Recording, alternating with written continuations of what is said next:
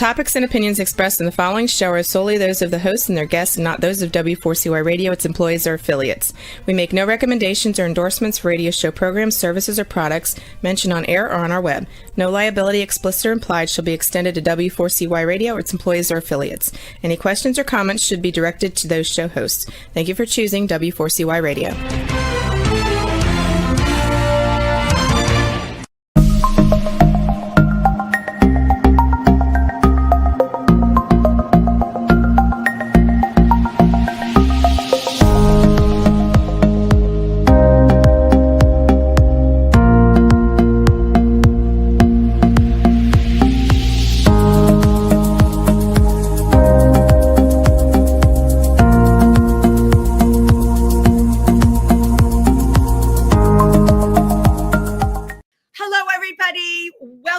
Triversity Talk.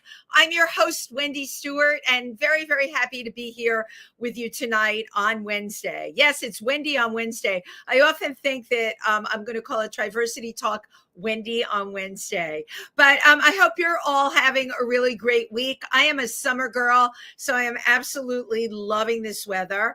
And if you follow our website for the Triversity Center, we are located in Milford, Pennsylvania, and we actually have a center in town. Please stop on by and say hello. You can find out about our open hours there. And upcoming, we have game night happening soon. And again, the specific hours are on our website. But here's the most important thing I want to tell you all about. We are going to be hosting and partnering with Delaware Valley Action Group. We are hosting Pike County Pride. We've been doing this every year, and that is on August 24th. And it is from noon until 4 o'clock. And I know it seems like August 24th is a long way off, but guess what? In reality, it's not. I don't know about you, but this summer just seems to be flying by. It's making me totally crazy. But please mark August 24th on your calendar. We are going to have some wonderful youth actor performers from a local theatrical workshop, and our amazing drag performer will be Betty Buttons. Many of you are familiar with Betty. She's made quite a name for herself in the tri-state area, and she was our performer last year. So please make it a point to stop by and say hi. So I scour the far corners of the earth to find my guests, but that's not really true, but the far corners of the tri-state area. And I was at Howl Gallery 2 weeks ago, and they were having the visual portion of the Fresh Fruit Festival, which is a wonderful festival, really raising awareness of the arts in the LGBTQ plus community. And I love Howl Gallery. There was a wonderful poetry reading going on in this incredible artwork all around. And I had the opportunity to talk with the person that curated it, along with a friend of mine, Eva Mueller, who's an artist. And the person who I was talking to, I hadn't met before. And you know what? I always praise myself on knowing everybody, but I don't know everybody. So I was very impressed with this woman. And I'd like you to put your hands together for Heidi E. Russell. Thank you. And there you are. Hello, everybody. Thank you so much for, first of all, being with us here tonight, Heidi. It's great having you. And, it was wonderful walking into Howl Gallery and looking at the art presentation on the wall. This was how many years with the Fresh Fruit Festival? Last couple of years? Well, it's actually one of the longest standing festivals, LGBTQ plus theater festivals in New York. I first connected with them back in 2010, 2011. Wow. I was asked to curate two of their exhibitions, two consecutive years. And then I think they stopped doing the visual art because their spaces that they were using, partnering with, were smaller. And then the director, Louis Lepardi, gave me a call and said, "Hey, Heidi," because we've stayed in touch, of course, and says, "I have a little bit of budget left for the year. We need to get our grants for next year. Would you like to put something together?" So I was like, sure, I like to work. I'm pretty good working last minute, but don't tell anybody else that. So I said, yeah, absolutely. And so I reached out to Ava Mueller, who's a friend of mine for a long time. In fact, she was in the first exhibition I did with Fresh Fruit Festival back in 2010. That's where we first met. And I just recently, I became aware of Ava, I want to say 3 years ago. How could you not become aware of Ava? She is the most colorful, gorgeous human being, just like, it's not even styling, it's a way of being, right? And Absolutely. amazing artist and an ethereal personality. And she recently, I don't even remember how it happened, but our paths started crossing. And I'm like, I adore this woman. And then I had been invited to the gallery because I was part of her wall of emotion. She calls it the Woe Wall. Yes. And there you were. And well, you know what? Like attracts like in this world, right? Absolutely. And I just find that as we get older, the smaller the world gets, and how all of our paths cross and Right. intersect is just incredible. And I've been very fortunate to have followed, intersected with Ava's path and journey, and we keep collaborating, Amazing. and it was just an amazing experience doing this fast, but comprehensive, as you saw. Quite large Extremely exhibition. comprehensive, and I have to tell you, extremely. I go to a lot of shows because I'm in New York. Yours was really entertaining. I completely enjoyed looking at the work on the wall. It was interesting. To me, art will move me if it makes me ask questions. And there was a lot of things there that made me ask questions. Her wall, of course, shooting people's emotions as she did. And there were a lot of people I knew on that wall, but it was also the other artwork. You had the work of a woman who has dealt with cancer and having those surgeries. And that's something people don't talk about, right? We don't talk about it. We certainly don't show it in art. And there it was, right in your face. Absolutely. And that's been my method of operating since I started curating back in 2010. I'm a type of person that loves connecting with all different types of people, Yeah. their backgrounds, cultures, experiences, ages, generations, etc. And when I put together a showcase or an exhibition, or even a small gathering, I like to try to have as diverse of a arena involved as possible. And so not only the types of work, the disciplines, the media, but again, the in this case, gender identity, what's happening for people's lives, from cancer to a death to a celebratory wedding, across the board. And that, Heidi, that was very obvious. I feel as a culture, and this is what turned me on about talking to you. I think as a culture, we sweep things under the rug that don't need to be swept under the rug. And a lot of shows I go to, you can look at it and say, oh, the artwork is great or whatever, but it doesn't often move you. What you put together at Howl Gallery was just very moving in a lot of ways. I found myself smiling. I found myself feeling sad, but all in all, I found myself having an emotion. And that's a very powerful thing to be able to do that by the kind of work that's curated on the walls. Well, thank you for that wonderful feedback. I wouldn't have been able to do it without Ava. I have to give her props for really helping to put this together so quickly and bringing other artists who I had not known yet. Right. We did have some she knows everybody. She knows a lot of people as well. And here's also where some of the artists she brought in, I'm like, oh, I know that person from way back when. And we got reconnected. We had that crossover, and then brought in some other artists that each of us didn't know. And, one of the things that Ava said, and we received some, great feedback on, was just how, I want to say, just easily it came together. It was just the people that came, and then the artwork that they presented, and then we selected.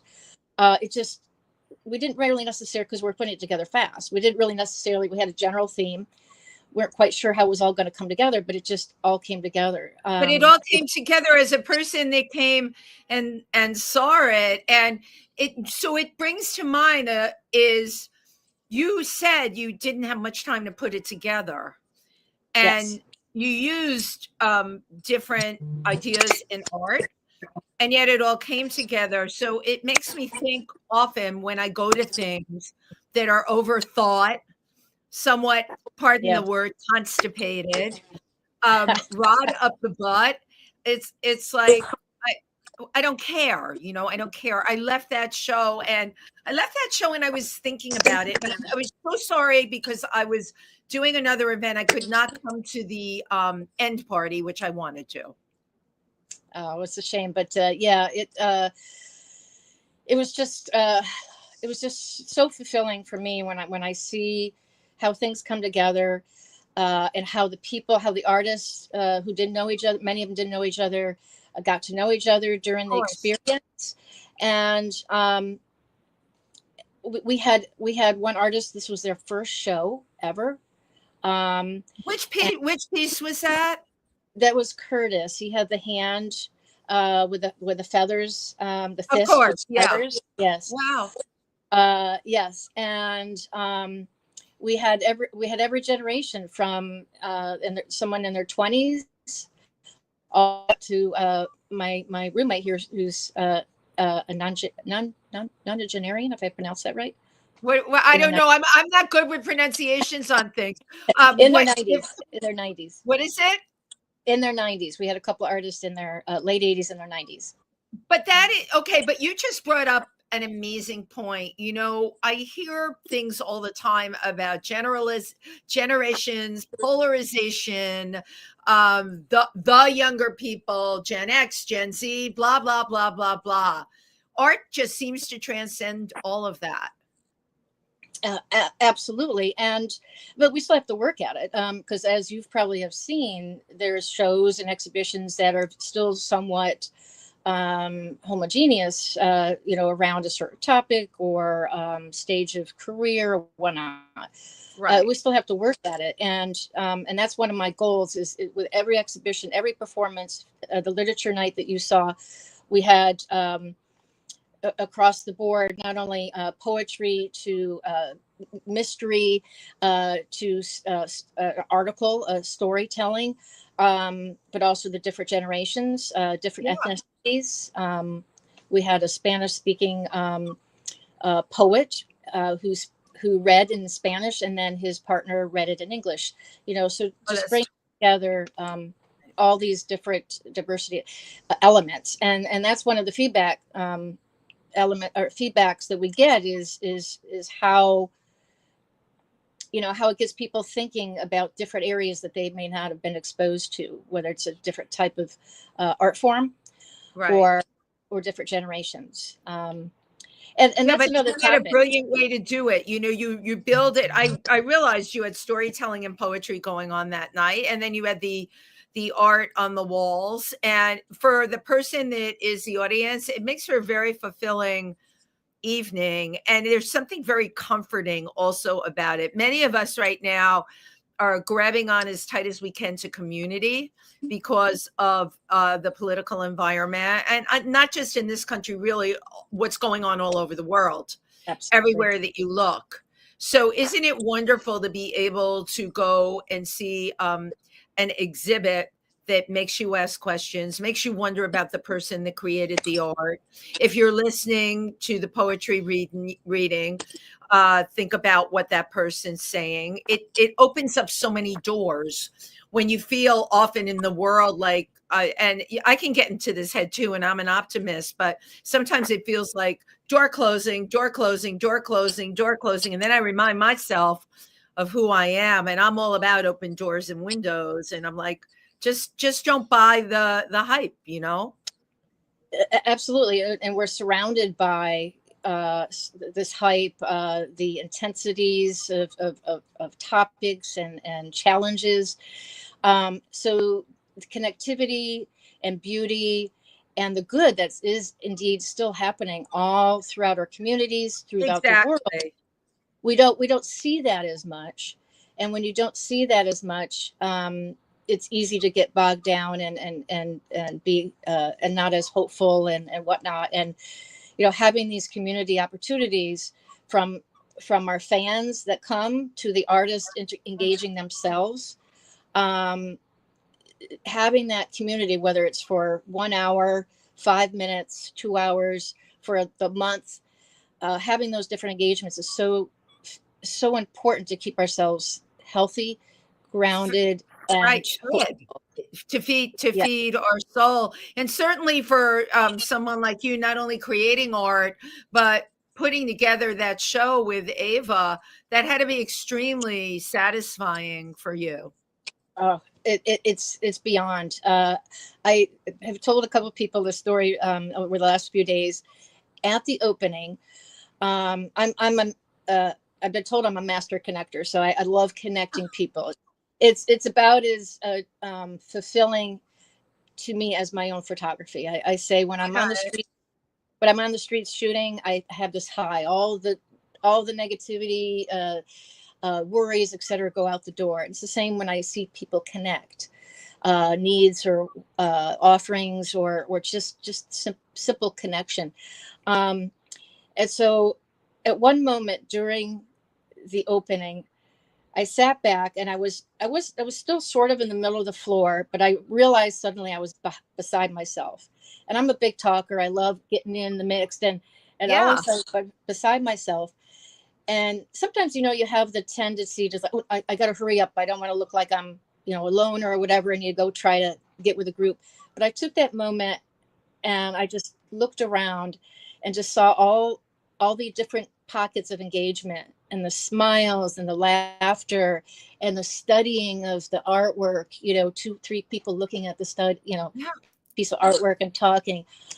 I just said, this is it. This is why I do it. You see all that connectivity, engagement. And of course, the title of the exhibition was The Importance of Being Engaged. And that is exactly what you created.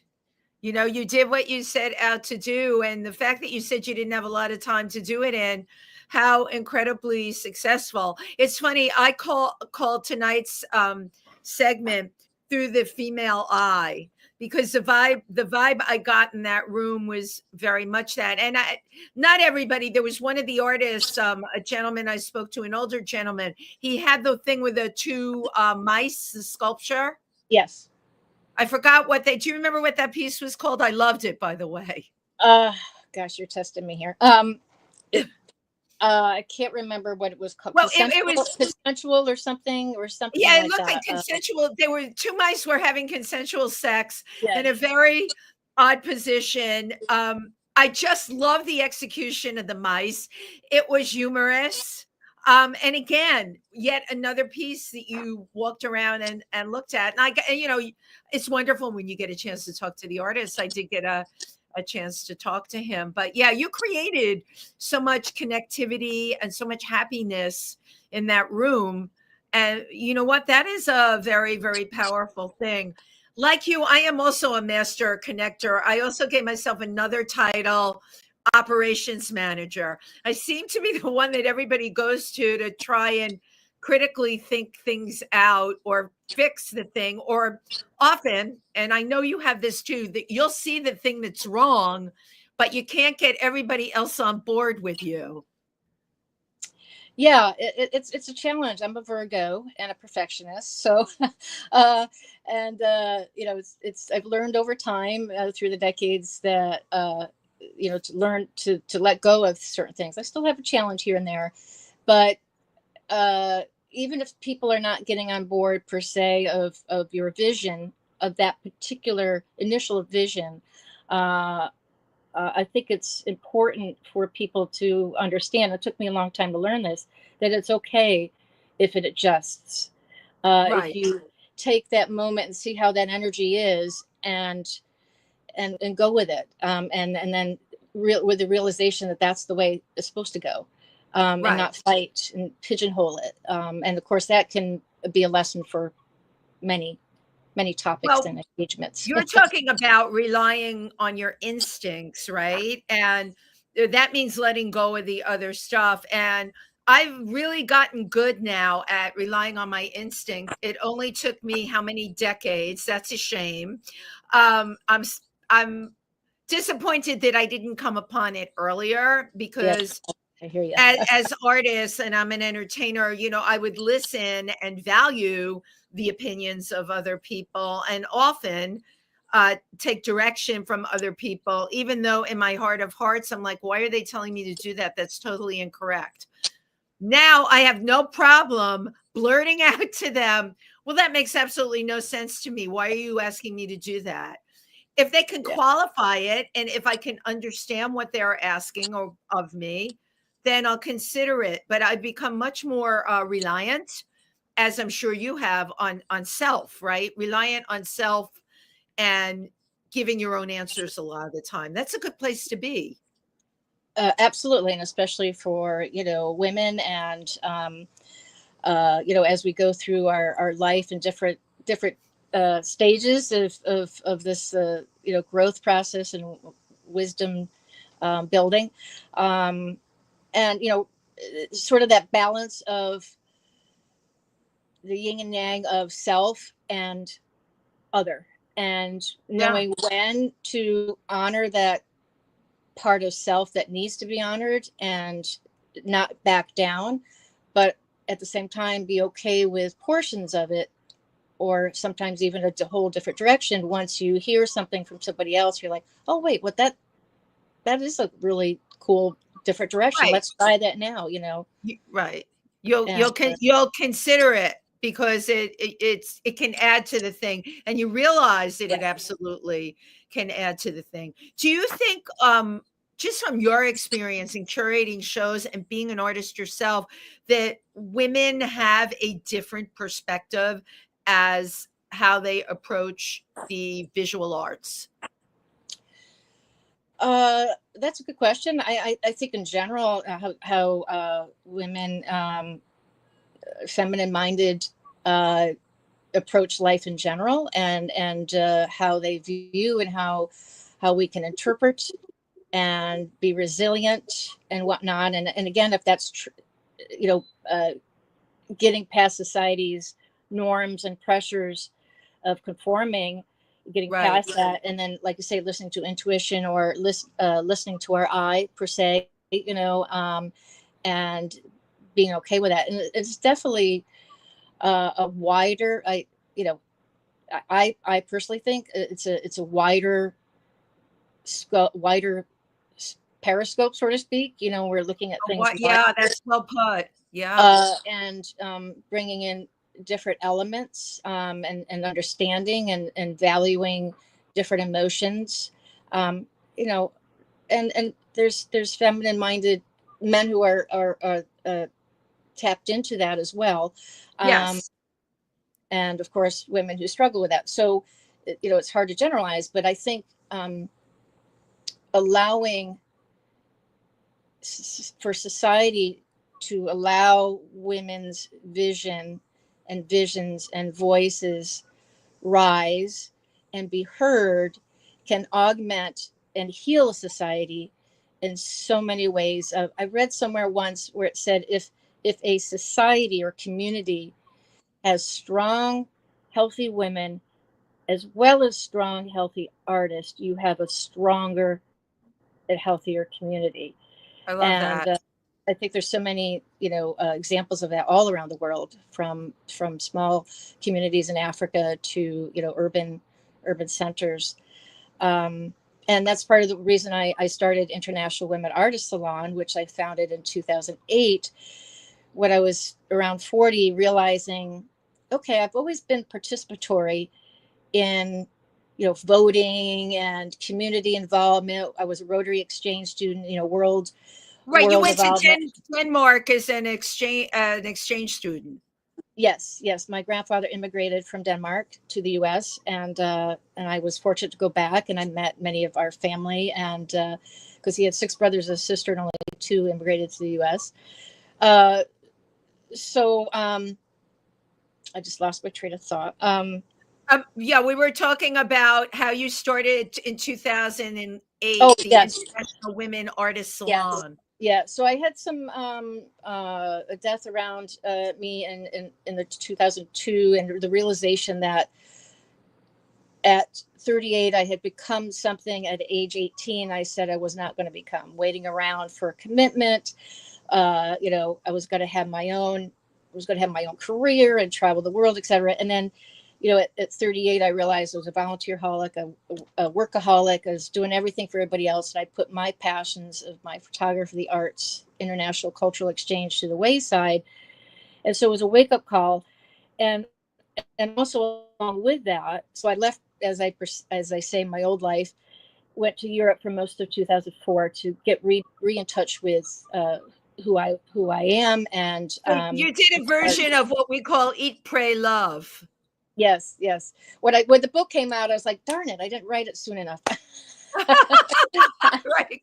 It could have been you. I had already just gone through all of that, but it was an amazing experience, and you just kind of realize what's important in life. I mean, I always knew what was important, but it really hits you in the head. You could have sort of surfacey, but going deeper, what's really happening in our country, what's really happening in terms of dialogue with the wealthy and the people in need, and all of that, and politics. And so I became a bit of an activist at the same time. And And this so is when I, interesting. This happened around you turning 40. yes, Wow. yes, yes. And, uh, I didn't have a kid, so I was very fortunate to be able to explore and leave my old life, as I said, and go explore and land in New York. And I have an undergraduate business degree. I have this networking, social prowess from my mom's side, the entrepreneurial, creative side from my dad, and it was all coming together. And plus my activism of, hey, we need to really raise up women's voices again. I mean, we really need Right. to grab a hold of humanity and save it, basically. And so that's how I formed International Women Artists Salon, with the idea of, let's bring women creatives of all generations, all backgrounds, all stages of career, different art forms, from music, dance, theater, fabric arts, architecture, even food design, and find ways that we can connect, raise each Yeah. other up, share resources, make the the the journey shorter in terms of learning things. Like when I came to New York, it took me about 2 years going to all these wonderful things, from NIFA to Q Foundation, learning about the business of art, uh, finding out what's happening in the gay community and LGBTQ community and all that.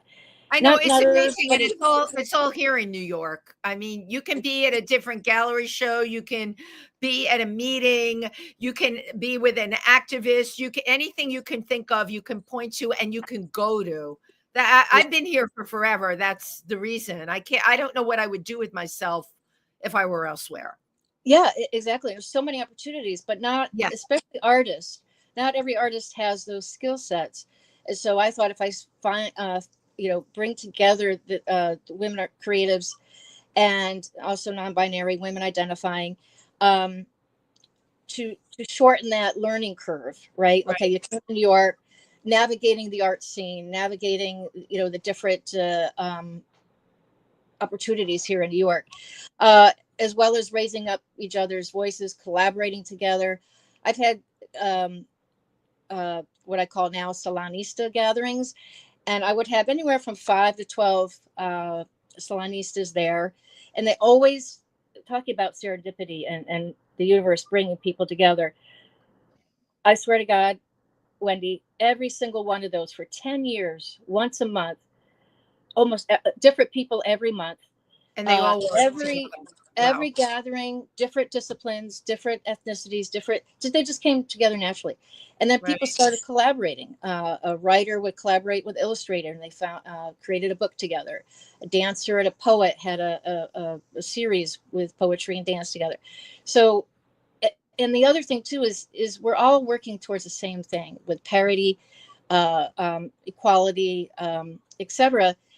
So rather than each discipline really fighting the fight, so to speak. Let's bring all the different disciplines together. Absolutely. Shorten that fight time period of success. There's also an incredible power, right, about working with other people to get things done. It's interesting to me because one of the things I read in your bio, you had worked in advertising, and I wanted to ask you about that because it seems to me that would be, like corporate advertising, a very different scenario than the one you're describing with the International Women's Artist Salon. Yes, I've been very fortunate. I grew up in a small town. I was able to do everything, and I was the type of person I wanted to do. So I had all these different experiences, and wonderful mentors, You did, as well as fantastic supportive family, and it's gosh. Wendy, I have so much going through my brain sometimes. No, I know that's it's because like, you're an artist. So what I was asking that was interesting to me because you put together these salons, right? And they were once a month, and the women all came together. They could be all different. They would still all come together. I often find in the world that's not that. I don't know. I guess I can say finance or business or whatever. For me personally, I can walk into a room filled with women like that and I don't feel good. And it's not me being paranoid. I don't feel a connection. I find it like you talked about it, Howl, looking around, seeing these groups of people that you had really brought together and they're all talking with each other. I'm talking about the opposite of that. That's been my experience out of the art world. If you could talk a little bit about that. Yeah, a lot of the different industries, have that societal norms and pressures that I think make women need to conform to a certain way and not or tap be competitive. Be competitive with each other. Yeah.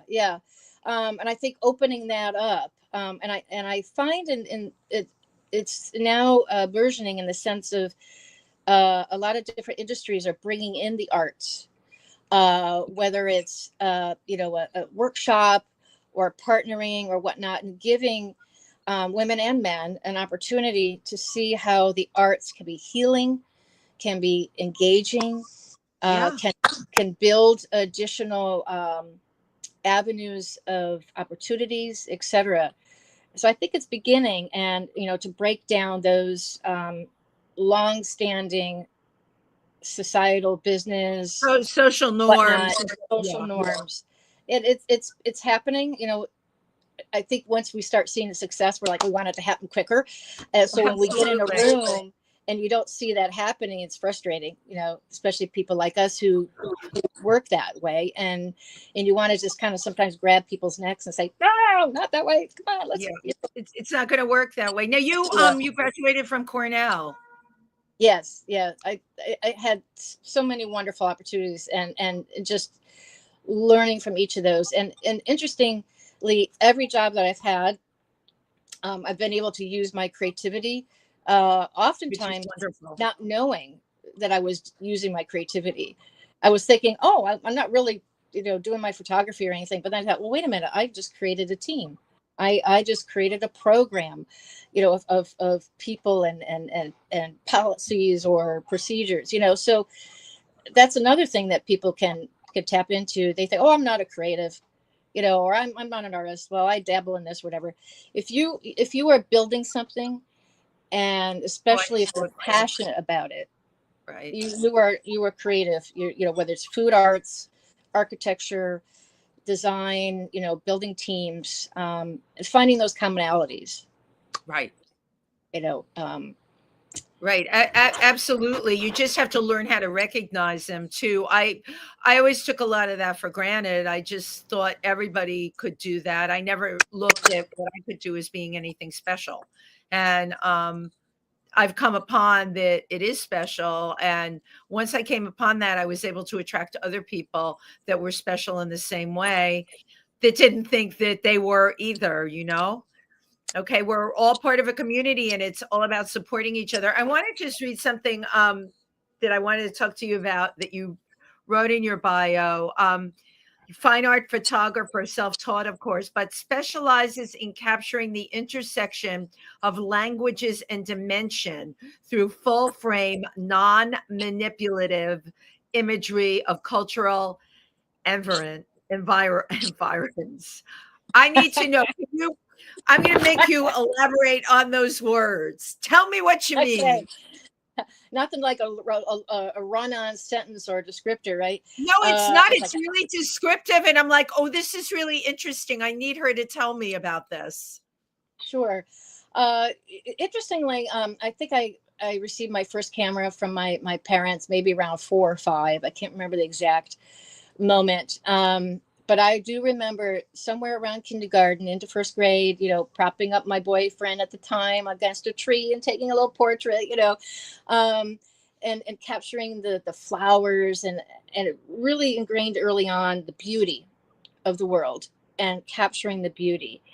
And I didn't have a desire to be in the dark room. I actually had a chemical phobia, so I didn't, Really? Well, want to be, so it was kind of a two-pronged thing. I didn't really I love being out. I love being out experiencing, whether it's nature or community, people. And so that's the part of photography I like. I like to be in an environment, whether it's indoors, outdoors, nature, urban, and immersing oneself in the moment, in that environment, and seeing what's happening. And I could be walking through a particular spot, and then all of a sudden something catches my eye. I'm like, oh, got to capture that, and then I also learned over time when I got my first digital camera, I was like, okay, I'm still going to be a truist. I'm only taking pictures. I'm not going to manipulate them on the computer later. So that's why I say in camera, use existing lighting. Non-manipulative. And I don't manipulate the images. And it can, in the intersection, and this sort of speaks to what we're talking about with community and engagement. It's not just people. It's like, how is everything intersecting, engaging? Yeah.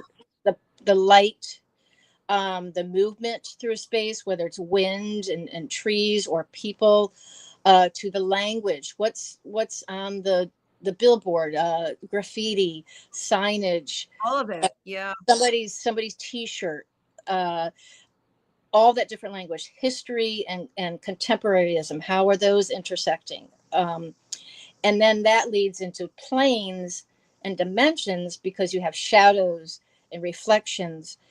And if you see some of my photographs, they look like you can't tell what the plane is. They sort of kind of merge together. Right. And I've had many people say, oh my God, this looks like a manipulated photo. And it's not. It's just how I was seeing it. And I'm sure you set them straight on that. Well, that's why I had to write it in my bio, because that's part of my shtick. It's like you're seeing what I captured, and right. You're seeing you're seeing what I saw. It's not what I changed after I saw it. And that's a very good point, which is why I wanted you to explain what you wrote, because so much now, my God, Heidi, now like more than ever, it's like the AI thing. I say to myself, it's over, and the fat lady sang, right? Yeah. That expression, but that's what it feels like, because nothing that you see now will be the truth. What you're telling me, when I look at your photographs, I'm going to see the truth. I'm going to see what you saw and you captured. Now there's nothing that you or I are going to look at. How do we know if it's the truth? That's very true. And I think that's what's going to be really important for us to engage. So not only are we presenting art, we're engaging about the art. How was it created?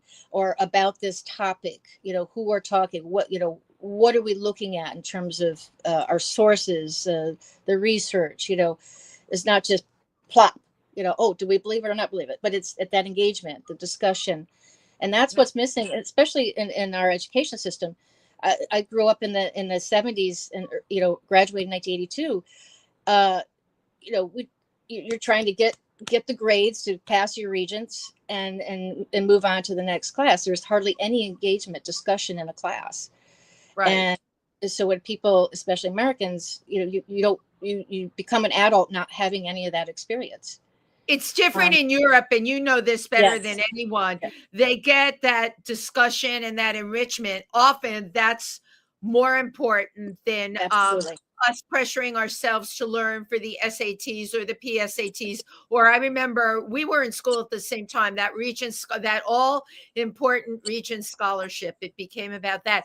I don't remember discussions. I remember having, as you did, things just basically shoved down our throat with no rhyme or reason. They use the word curriculum. Yeah, yeah, exactly. And when I was an exchange student, luckily I was just young enough. Excuse me. I graduated when I was 17, so I was still able to be a Rotary exchange student, get my full 4 years in, be an exchange student, and I turned 18 in Denmark. So I got my whole 4 years. I was like, thankful for that. But I'll tell you, Wendy, when I went to the second year of a 3-year high school, which is called gymnasium in Denmark, because the third year is gymnasium is almost like college. It's like if you decide you're going to go on to high school, you're committed to going on to college. Very, very serious. So they put me in the second year instead of the third year, even though I was a top student and But it was very eye-opening. And you walk into a class and they're talking about, having engagements about topics. Yeah. They had a religion class that talked about all the different religions, so that you understood things. Even the math, I thought, math would be great. It's just numbers. I think it was the worst class I could try to figure out, because it was like they're talking. Oh my God, what are they talking about? That's really interesting. I was never a math student, but I'm meeting now more and more artists, especially audio artists, that use algorithms in their work.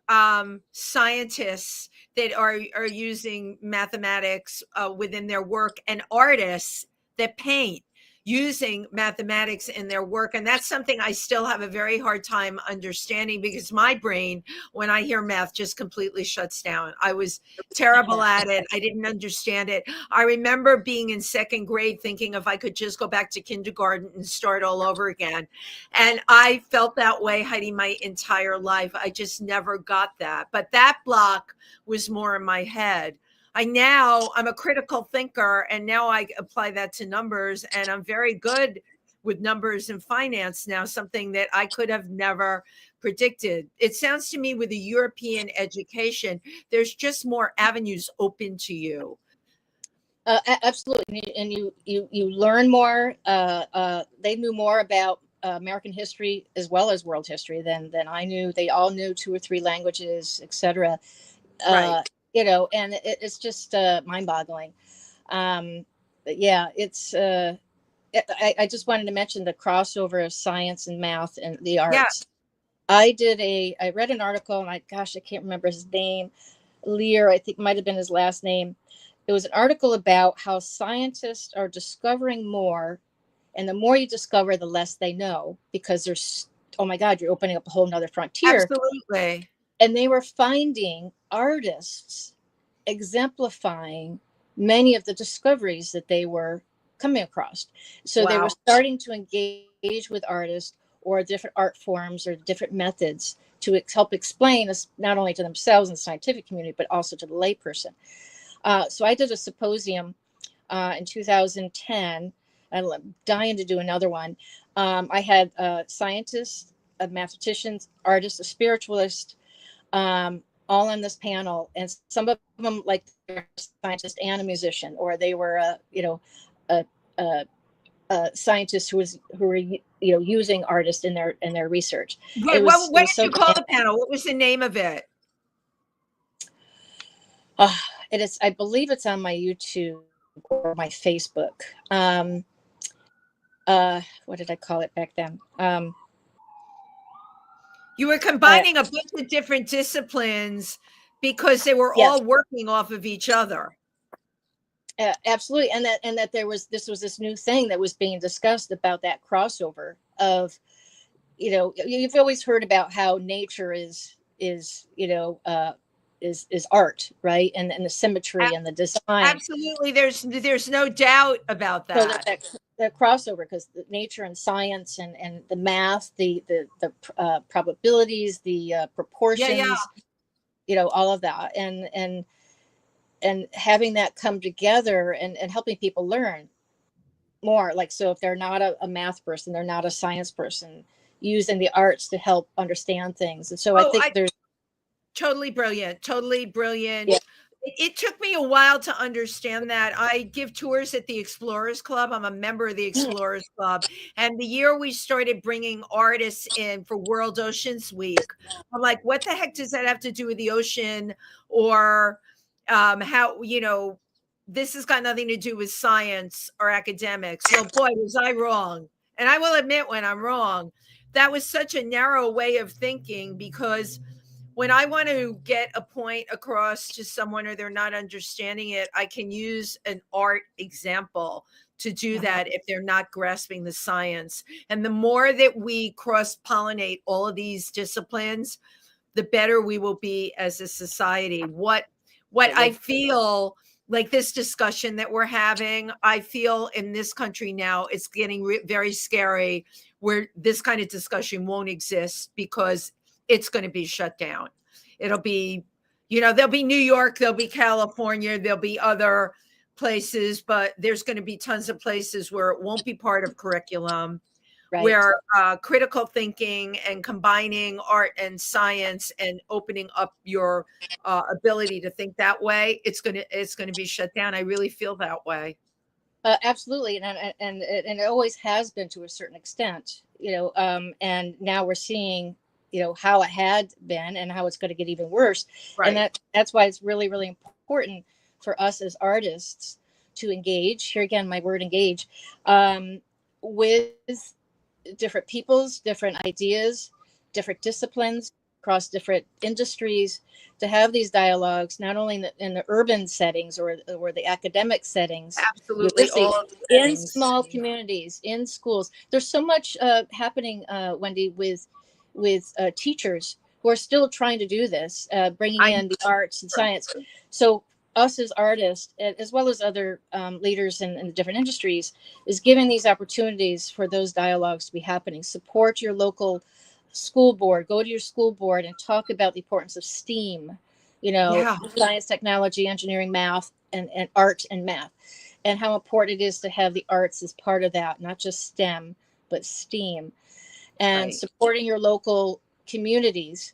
Because like you said, in the urban settings, we're always going to have this to a certain extent, but reaching out to the— No, but you're totally right about every place in between. Triversity, our center, is located in Milford, Pennsylvania. We did a wonderful project and we're bringing it back again. It's called I Am What I Am, using visual, which would be artistic, and spoken word or written word, to define who you are, how you came upon discovering where you are on that LGBTQ spectrum, how it made you feel. And each person that participated in this program was able, through their painting or drawing or a poem or a story, to be able to express themselves. I think now this is something that happened outside of their schools, right? But I think this kind of thing should be all over. I completely agree with you. Yeah. And even if you can't get into the schools, reach out to your local YMCA or your, even local, church. A lot of churches are losing, they have the buildings still, but they don't have a membership. So, partner with your local churches and use the fellowship halls or whatnot, and provide a spot if it's not happening in the schools. Find a building where you can meet. Even in the parks. There's so much, and that's one thing I'd like to mention with the International Women Artists Salon is I'm building it as a global platform, and what we're modeling here in New York, I've been partnering in different communities, small to large, different cultures, with the idea that we have these mini salons all over that we can sort of populate and help nurture these ideas and engagements. Right. Exactly. Heidi, you won't believe it. We're down to our last 2 minutes. I know. Oh my God. I just love talking to you. What's up next for you? Well, I'm bringing back some programs. I'm hoping to start our podcast, Salon Radio, again in the coming half of the year. I have over 250 archived shows of interviews with artists and arts groups.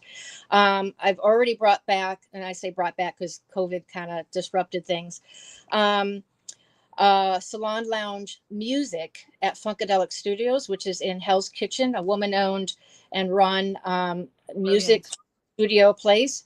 And so first Sunday of every month, it could be any 4 artists as well as an arts group are present. They're paid a stipend because I think it's important to pay our artists, and they get to share their work in progress or whatnot. So first Sunday of every month, 6:30 at Funkadelic Studios. And can people, I perused your Facebook site. You have a lot on there. Can they find out more about all of this by going to your Facebook site? Yes. So International Women Artists Salon, the full name, on Facebook and YouTube. You can see some of our shows and panel discussions. Also, Instagram is shortened to Women Art Salon. Okay. Follow myself, Heidi Russell Global, and Heidi Russell on Facebook, and looking to my site, both my personal site and the salon page is actually in some beta movement, taking it to the next level. So stay tuned for that. Stay tuned, right? Thank you. A delight talking to you. I always like to end my show by taking a picture. So look into the camera. I love taking pictures off the computer. I know it's pokey, but great. No, it's great. Well, Wendy, thank you so much for this opportunity. No, thank you. Make sure you stay in touch with me. Let me know what you're doing. I go to everything, and I've got a gazillion friends that go to everything. Well, look forward to engaging more with your community and all our listeners out there. Reach out anytime. I'm a collaborator, so take care. I can totally. You are a master collaborator. Thank you. Thank you, Heidi. Thank you, everyone who tuned in. Good night. See you next week. Bye-bye.